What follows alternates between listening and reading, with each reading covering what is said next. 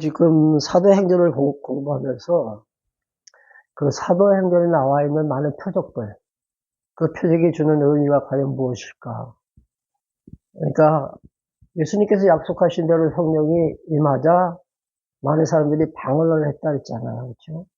근데 방언의 그 의미도 성령이 강림했다는 하나의 표시다 그랬죠. 예. 그래서 그 방언을 통해서 또 말씀이 증거되었고, 그래서 방언은 계시의 전달의 하나의 방편이다. 그런 말씀을 드렸습니다. 예.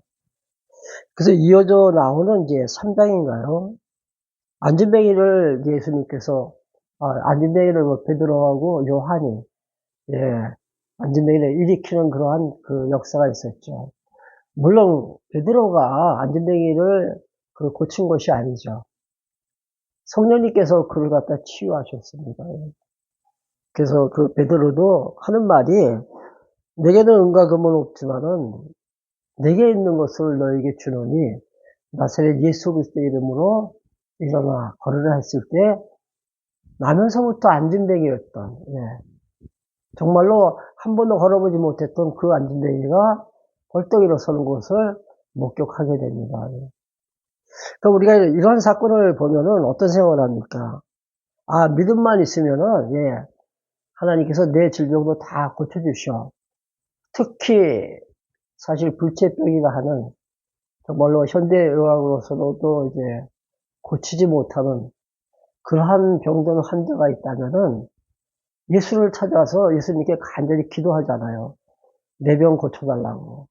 이러한 성경 이 기도를 보면서 여기서 힘을 얻고 이 성경을 근거로 기도를 하게 되는 겁니다. 근데 하나님께서 의도하시는 것은 사실 그쪽보다는 안진뱅이를 일으켜 주심으로 누가? 예수가 하나님 아들 그리스도의 심을 갖다가 지금 드러내고 계시는 겁니다. 즉 하나의 계시적인 차원에서 안진뱅이가 일어났다는 얘기죠. 그래서 하나님께서 언약하신 그 언약이 이루어지는 것을 보면 무엇을 알 수 있습니까? 그 약속하신 그분은 오늘도 살아 존재하신다. 이 신존재에 대한 우리가 확인을 할 수가 있습니다.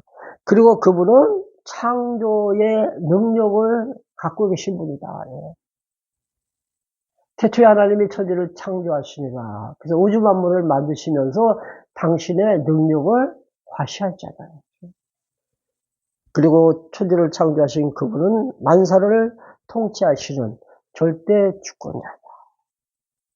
이 모든 것들이 언약 성취를 통해서 다 드러나는 하나의 계시의 사건들입니다. 메시아를 보내주시겠다고 약속하신 대로 그가 오셨고, 그를 통해서 하나님께서 당신의 교회를 갖다가 이 땅에서 이제 세워가고 계신 거죠. 그 하나님은 생명의 근원자고, 또 모든 만물을 존재케 하시는 존재의 근원 되신 분이 바로 천지를 창조하신 하나님이시라는 거예요. 그런 창조하시고 또 보존하시고 또 섭리하시는 분입니다. 그래서 우리는 사건 자체에 이렇게 함몰되면 안 됩니다. 그 역사를 우리가 이해하는 정도로 끝나서는 안 된다는 얘기죠. 그 역사를 통해서 안진뱅이를 일으켜주시는 그 사건을 통해서 요한복음에 보면은 그 7가지의 표적들이 나오잖아요. 그 표적이 의미하는 것은 다 예수는 하나님의 아들 그리스도시다. 이것을 우리가 확인하게 되면은, 예, 확신이 생깁니다. 믿음에 대한 확신이 생긴다는 거예요. 그 확신이 생겼을 때 우리는 그분을 의지하게 되고, 그분을 의지하면서 살면은 우리의 심령이 평안해집니다. 오늘 우리가 이제 사도행전 4장 25절부터 이제 공부를 하죠. 근데 이 사도행전의 전체 내용이 뭘까요? 사도행전의 전체 내용. 그것도 하나로 요약시킨다면 예수는 하나님의 아들 그리스도십니다. 누가 증거해? 지금 성령님께서 증거해 가시는 거예요. 하나님께서 보내주시겠노라. 약속하신 대로 오신 메시아. 즉, 내 구주. 그리스도라는 사실을 사도행전을 통해서 우리가 확인할 수가 있습니다. 하나님께서는 언약하신 대로 그리스도를 원래 당신이죠. 우리가 요한복음 1장 1절 우리가 수없이 우리가 공부했잖아요. 태초에 말씀이 계신데 그 말씀이 곧 하나님이다. 하나님. 그 말씀 되신 하나님이 육체를 입고 오신 분이 바로 예수 그리스도. 인간의 몸을 입고 오신 예수님이세요. 그분이. 그분을 하나님께서 우리에게 보내주신 그 이유는 바로 비밀을 알게 하시려고. 지금까지 베일에 감춰진 그 비밀을 우리로 하여금 깨닫게 하시려고 당신이 육신을 입고 직접 오셨다는 얘기죠. 그래서 예수님께서 그런 말씀하십니다. 나를 본 자는 누구를 봤다? 아버지를 봤다. 우리가 하나님을 어떻게 알 수 있습니까? 예수님을 통해서 우리는 하나님을 알아갈 수가 있습니다. 사도행전 하면 제일 먼저 떠오르는 기절 1장 8절이잖아요. 그렇죠? 성령이 너희에게 임하면 너희가 권능을 받고 또 예루살렘과 유다와 사마리아와 땅끝까지 이르러 내 복음의 증인이 되리라. 그렇게 약속하셨잖아요. 너희들 증인 되어라가 아니에요. 내가 증인 삼아 주겠노라. 그렇게 약속하셨다는 얘기죠. 여기서 말하고 있는 이 땅끝은 이 세상 끝날을 의미합니다. 예루살렘으로부터 시작된 그 복음이 어디까지 전파돼요? 세상 끝날까지 그 복음이 전파된다는 얘기입니다. 이게 바로 예수님께서 성천하시기 직전에 하신 유언의 말씀입니다. 내 증인이라는 것은 무엇을 의미합니까? 예수가 하나님의 아들 그리스도의 짐을 갖다가 증거하는 그리스도의 제자라는 뜻이죠. 왜 우리를 증인 삼아 주셨을까요? 그리스도를 통해서만이 하나님을 알 수 있기 때문에 우리로 그리스도 제자 삼아 주신 것입니다. 다른 일로서는 구원을 얻을 수 없나요? 오늘 말씀 가운데 또 나옵니다. 오직 우리가 구원을 받을 수 있는 그 유일한 통로는 예수님이에요. 예수님.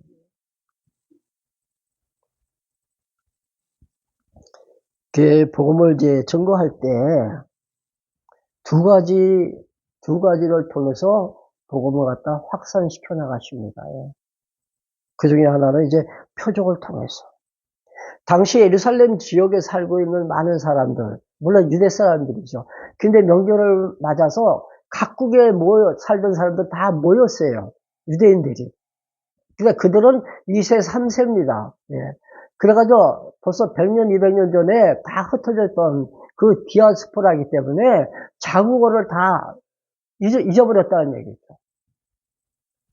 그래서 자기가 살고 있는 그 지역의 말로 그 언어를 사용하다가 지금 유대로 왔는데, 예루살렘으로 왔는데 갑자기 방언으로 말씀을 증거하는 거예요. 근데 자기들이 사용하는 그 언어로 들렸다 그랬잖아요. 그렇죠? 이게 하나의 표적이죠. 이 표적을 통해서 예수는 하나님의 아들이십니다. 그런 나를 제 가운데서 구원하신 메시아, 즉 그리스도십니다. 증거가 되는 거예요. 안진뱅이를 통해서, 안진뱅이가 일어나는 그 표적을 통해서 또 한 번 증거하십니다. 물이 포도주가 되는 사건, 예수님께서 물 위를 걸어가시는 그 수많은 표적들이 있잖아요. 그 표적이 의미하는 것은 바로 누가? 요셉의 아들로 오신 마리아의 몸에서 태어나신 그가 바로 하나님의 아들이시다.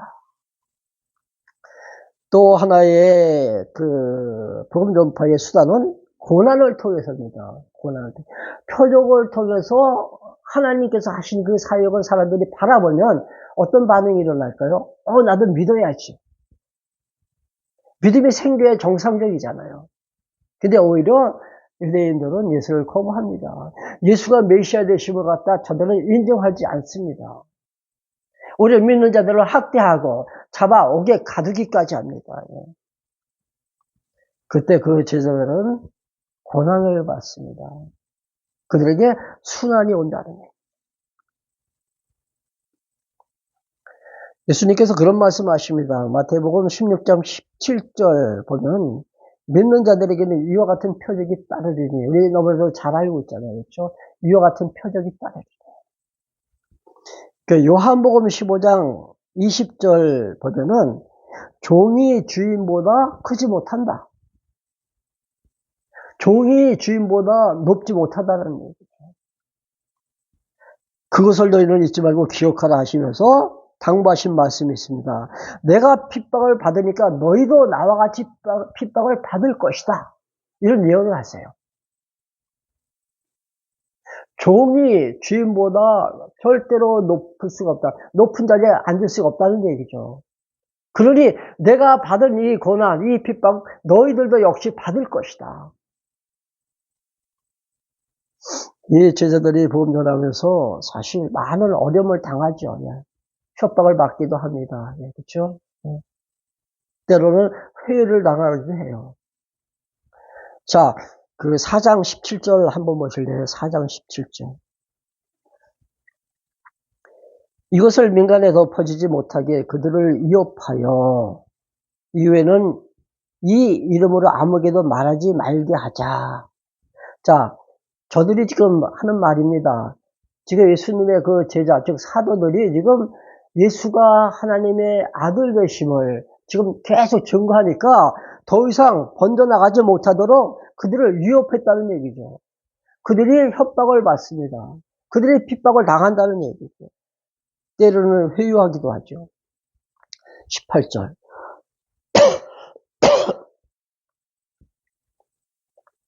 그들을 불러 경고하여 도무지 예수의 이름으로 말하지도 말고 가르치지도 말라. 그러면 내가 너희들을 살려주겠다. 너희들을 내가 풀어주겠다. 협박도 받고 회유도 당합니다. 때로는 심한 고문을 당하기도 하죠. 매를 맞고 감옥에 투옥되기도 합니다. 그러나 저들은 거기에 굴복당하지 않습니다.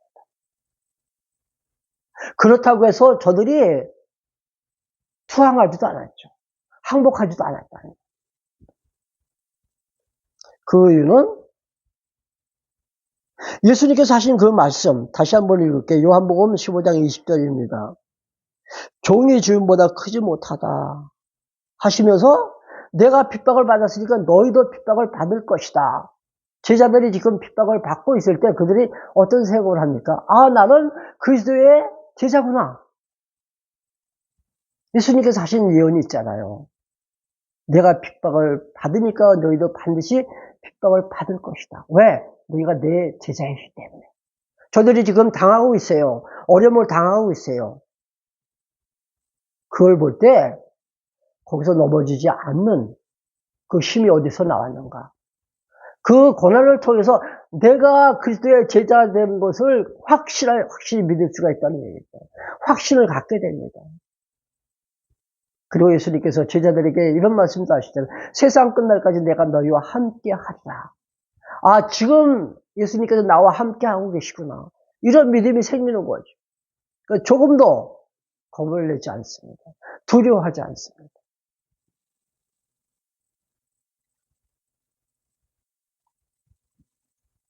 지금 짧은 시간 동안에 이 말씀을 제가 들었습니다.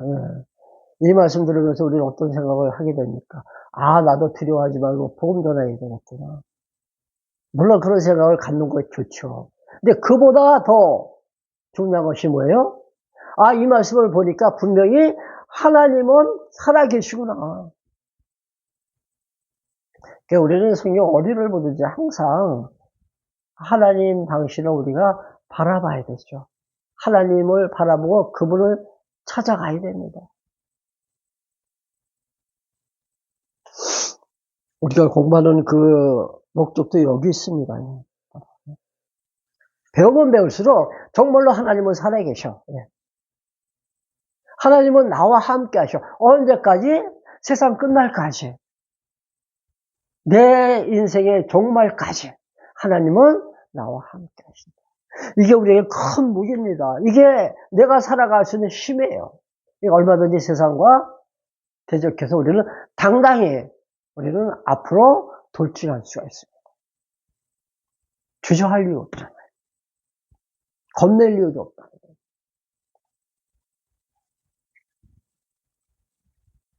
어쩌다가 제가 이 말씀을 접했는지, 참. 하나님께서 나를 창세 전에 택해 주신 것이 기적이라 그랬는데, 이 말씀을 택한 것도, 이 말씀을 접하게 된 것도 사실 저에게는 기적 같은 일이잖아요. 기적 같은 일. 참으로 다행인 것은 목회 시작하면서, 목회 초기에, 천년도, 내가 교회를 개척하면서 얼마 안 돼서 몇 달 후이죠, 바로. 이 말씀을 접하게 된 것이 얼마나 정말로 다행이지.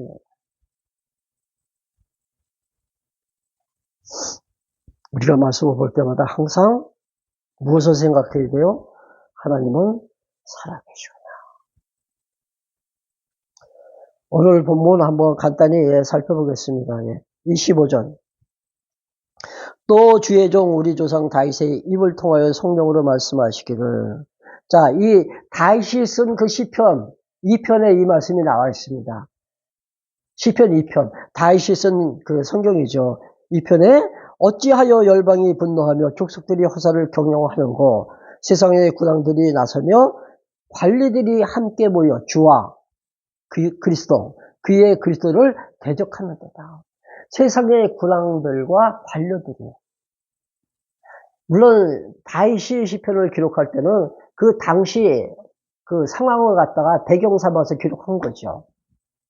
하나님께서 이스라엘 나라를 세우시고 그 나라를 견고케 하시고 영원까지 하나님께서 지켜주시겠다고 약속하셨는데 그 당시 이스라엘 그 주변에 포진하고 있는 그 수많은 대적들, 아수르나 우리가 잘 알고 있는 바벨론, 아람이나 또 암몬, 그 블레셋 등등, 이집트, 저들이 이스라엘을 계속 괴롭히는 거예요. 그러한 배경 속에서 다윗이 이 시를 썼습니다. 어찌하여 열방이 분노하며 족속들이 허사를 경영하는가. 저들이 이스라엘 수없이 괴롭혔잖아요. 우리 구약 그 역사를 갖다가 한 3년 동안 공부했습니다. 얼마나 많은 어려움을 당했습니까?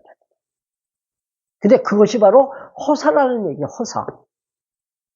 어찌하여 저들이 허사를 경영하는고. 왜 헛된 일입니까?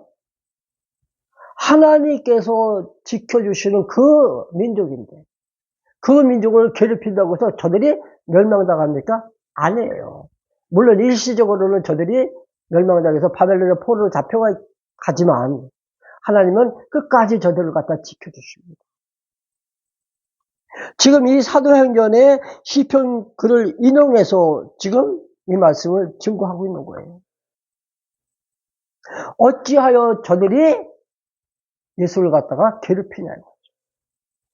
여기서 말하고 있는 열방들, 열왕들이라고 나와 있죠. 열왕들. 열왕들이 분노하고 그 다음에 관원들이 그리스도를 갖다가 괴롭힙니다. 26절인가요? 세상의 군왕들이 나서며 관리들이 함께 모여 그와 주와 그리스도를 대적하는 거다. 여기서 그 열왕은 누가 되겠습니까? 당시는 물론 헤롯 대왕, 그렇죠? 그 다음에 로마에서 파송된 그 유대 지역을 갖다 관할하는 총독 빌라도였죠. 그리고 관료들은 이스라엘의 장로들, 엘리트급에 있는 제사장, 서기관, 그 다음에 사두개인들입니다. 바리새인도 있겠죠. 그들이 그리스도를 대적해서 그를 십자가에 못 박아 죽이려고 합니다. 예수를 십자가에 못 박으소서, 예수를 십자가에 못 박으소서 외치잖아요. 그게 허사라는 얘기, 허사. 왜? 왜 허사인가요?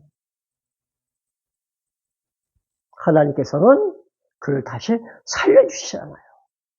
하나님께서 그를 다시 살려주신다는 얘기죠. 이 놀라운 사실을 저들이 알 리가 없죠.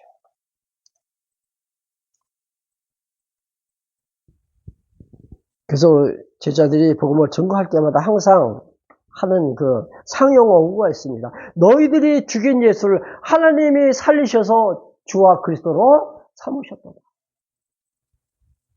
너희가 죽였다. 너희가 죽였다.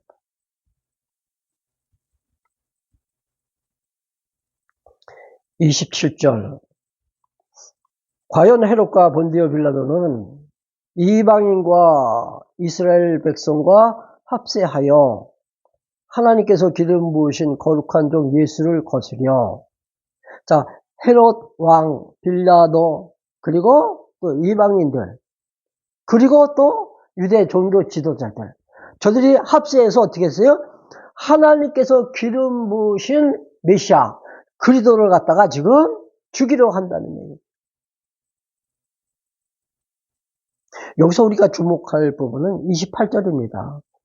하나님의 권능과 뜻대로 이루시려고 예정하신 그것을 행하려고 이성에 모였나이다. 저들이 지금 예수를 갖다가 죽이려고 이성에 모였는데 그것이 바로 하나님의 뜻을 이루어가는 거라는 얘기예요. 다시 한번 보세요. 28절. 하나님의 권능과 하나님의 뜻, 그 뜻을 이루려고 예정하신 그것을 행하려고, 하나님의 뜻을 이루려고 저들을 하나님께서 지금 동원하셨다는 얘기예요. 쉽게 얘기하면은. 예수가 십자가에 못 박혀 죽으시는 것은 하나님께서 만세전에 작정하신 당신의 뜻입니다. 예수님은 십자가를 지셔야만 안 돼요. 왜? 다시 살리시기 위해서. 근데 그 일에 지금 하나님께서 누구를 지금 쓰고 계세요? 군왕들과 관료들을 지금 쓰고 계시다. 관원들을. 빌라도와 헤롯 대왕, 그리고 또 이스라엘의 종교 지도자들. 저들이 지금 예루살렘 성에 이렇게 모여 있는 곳인데 그것은 하나님의 뜻을 이루기 위해서 저들을 하나님께서 동원하신 것이다. 우리가 살아가면서 우리는 하나님의 정하신 뜻을 이루어가는 도구로 쓰임받습니다. 그렇죠? 지금 제가 이 앞에서 말씀을 증거하는 것도, 그리고 우리 모두가 다 하루하루를 살아가면서 내가 살아가는 그 모든 삶 자체가 하나님의 뜻을 이루어가는 과정들이에요. 근데 하나님의 뜻을 이루어 가실 때, 하나님께서 나를 통해서 이루어 가실 때 내가 어떤 도구로 쓰임을 받느냐, 이게 중요한 거죠. 성령의 도구로 쓰임을 받을 것인지, 이들과 같이 악한 사단의 도구로 쓰임을 받을 것인지, 이걸 우리가 잘 분간을 해야 됩니다. 어차피 우리는 도구예요. 무대에 서 있는 배역을 맡은 배우라는 얘기죠. 감독은 누구예요? 하나님이십니다. 어떤 사람은 악역을 맡은 것이고, 어떤 사람은 정말로 선한 주인공 역을 맡은 사람이 있고, 어떤 역을 맡을 것이냐, 우리 깊이 있게 생각을 해봐야 됩니다. 어차피 하나님께서 정하신 뜻을 나는 지금 이루어간다. 근데 그때 내가 어떤 도구로 쓰임을 받을 것이냐, 성령의 도구로 쓰임을 받을 것이냐, 아니면 육체의 도구로 쓰임을 받을 것이냐. 정말로 우리는 세미한 성령의 음성을 듣고 우리가 잘 분별해서 행동을 해야 됩니다.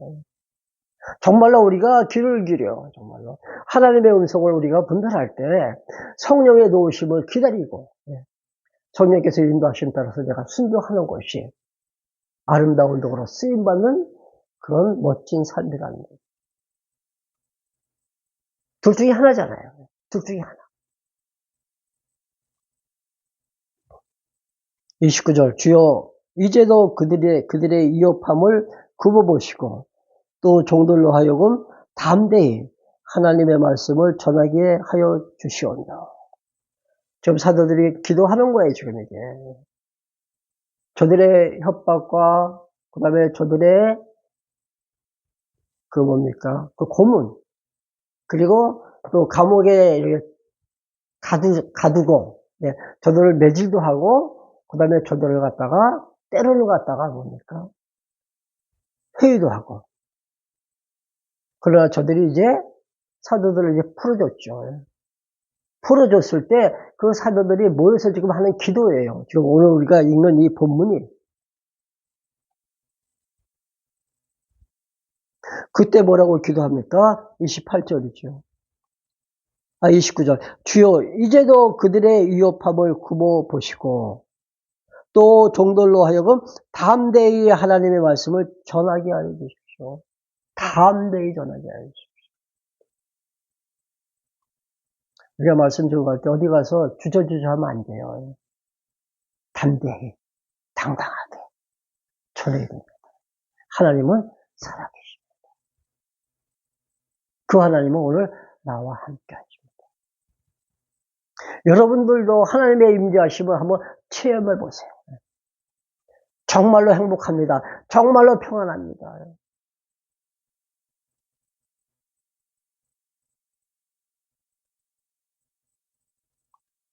우리 집에 꽃이 피었었잖아요. 그 난을 보면서 쓴 글, 아마 우리 가족방에 한번 올렸어요. 그 글을 쓸 때 어떤 마음을 갖고 썼냐면은, 정말로 너무나도 내가 행복하다. 정말로 내 마음속에 정말로 평온함을 갖다 그대로 묘사한 글이었습니다. 근데 그 글을 갖다 우리 글 쓰는 춘천에 어떤 모임이 있습니다. 거기서 그 글을 내가 보여줬어요. 그때 저보고 너무 잘 썼대. 너무 잘 썼대. 그 회장님이 저 수원에서 오시는 분인데 매달 한 번씩 와요. 근데 그 회장님이 딱 보시더니만 이 정도만 쓰면은 그냥 그 등단해도 충분하다. 아주 짤막한 거래. 며칠 되지 않은 짤막한. 근데 사실 그 글은 나 자신의 행복함에 도취된 그 표현, 내 마음의 표현을 그대로 나타내는 것이다. 물론 항상 그렇다는 건 아니겠죠. 그 순간, 그런 행복감에 내가 도취되어 있을 때, 그거를 썼어요. 하나님이 나와 함께 하신다는 것을 믿어지면 정말로 멋진 삶을 살아갈 수가 있습니다. 30절 손을 내밀어 병을 낫게 하옵시고 표적과 기사가 거룩한 종 예수의 이름으로 이루어지게 하옵소서. 이건 다 예수님께서 다 약속하신 것들이잖아요. 성령이 너에게 임하면 이러한 치유의 역사들, 이런 기적이 다 나타날 것이다. 그렇게 약속하셨기 때문에 그 약속을 붙들고 지금 사도들이 기도하는 거예요. 그러니까 기도는 하나님께서 하신 그 약속의 말씀을 붙들게 하는 것이 성경적인 기도입니다. 성경적.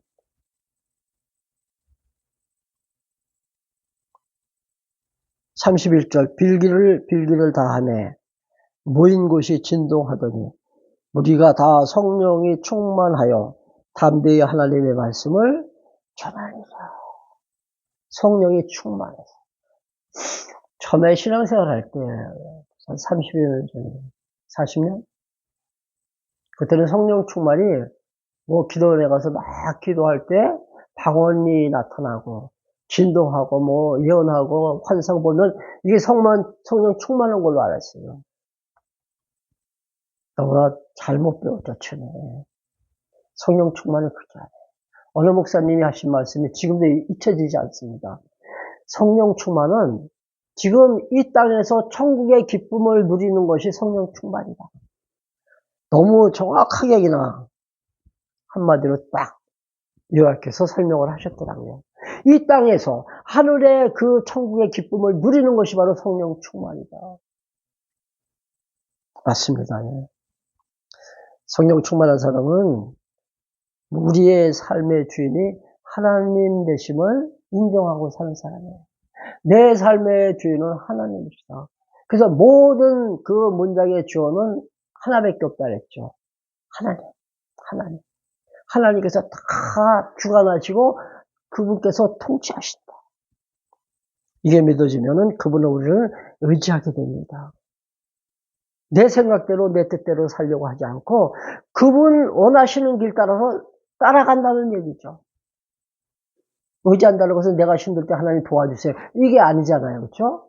그래서 하나님께 그냥 붙어 있는 거예요. 하나님 가시는 그 길목에서 내가 하나님께서 예비하신 그 놀라운 은혜를 발견하면서 하나님과 동행하는 거예요. 하나님의 발걸음에 내가 같이 따라가는 겁니다. 하나님 나 싫습니다. 나 다른 길로 갈게요. 이게 아니에요.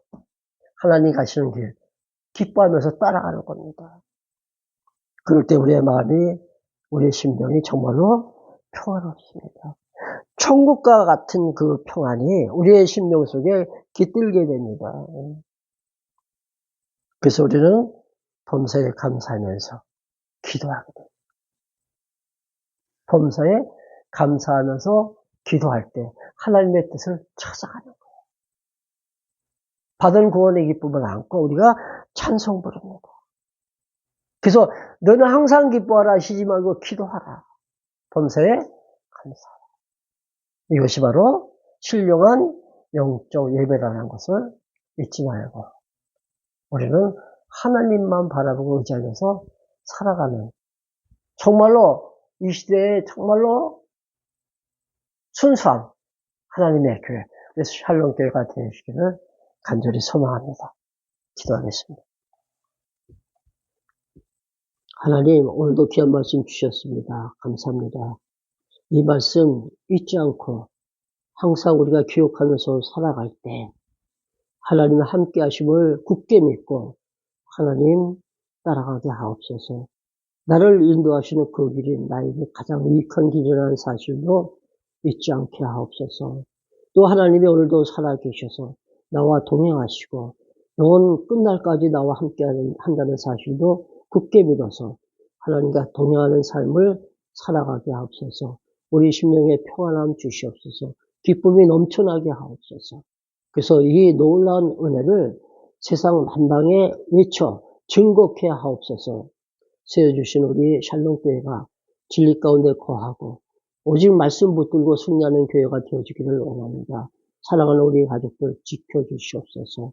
늘 주의 신령한 은혜 가운데 거하게 하옵소서. 불평하지 않도록 원망하지 않도록 주신 그 분복에 만족하며 살아가는 정말로 참으로 행복을 누릴 수 있는 우리 가족들이 다 되어지게 하옵소서.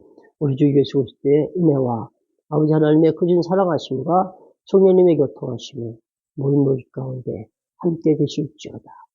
아멘. 감사합니다.